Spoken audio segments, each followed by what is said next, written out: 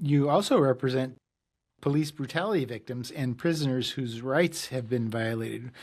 What does that work look like, on a day-to-day basis? Um, so that's I get a really good look and learn about what's going on behind the closed doors of the prison. And for my inmates who I bring lawsuits against prison officials for being assaulted by guards, for horrific medical treatment that you couldn't even imagine, worse than for an animal. It's horrible. And neglect, delay, suffering, unnecessary suffering, making them worse. I feel like on those cases, I'm on the right side of the good guy.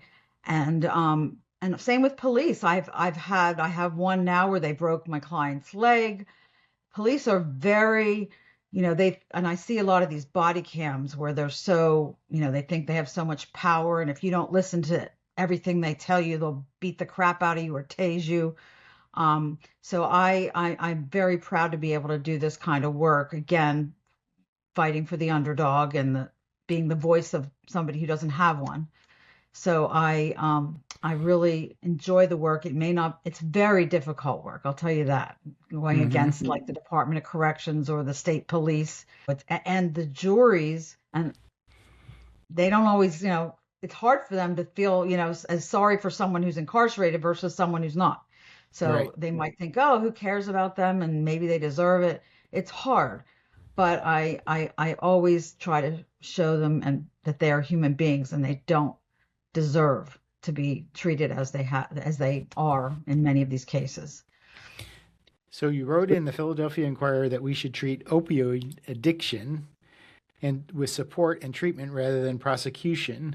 Um, and I think in a lot of areas of the country that's true. Is that a hard sell in Pennsylvania? What? It's getting a little better. There's treatment courts now, and like mental health courts and drug treatment courts.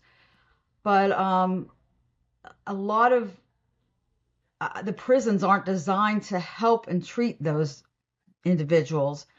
But it's getting better. There are very limited programs, and I think there need to be more for people in those situations to treat it as an illness, as a disease, special addiction, and because it's punishing is not the answer for that. It needs to be, it's treatment. It's just like any other disease, and they should be, that's the answer, not prisons and not punishment for that. And the same with mental health. They don't, prison makes them worse, and they need treatment as well. And I don't like seeing criminalizing mental health issues, and I've seen that in my experience of clients. And like, for example, I had one who was turning himself in. He was bipolar. He was having mania. He got into the hospital voluntarily, and he was very agitated because his medication, he needed medication. So he lashed out at his caretakers in the hospital, and they ended up prosecuting him. Oh, Uh, it was horrible. Like, what are you doing? So he got into mental health court, but it still involved a lot of things he had to do to, and he's still in it to comply with with the requirements. But that was a very wrong result. So I'm very against criminalizing addiction and mental health.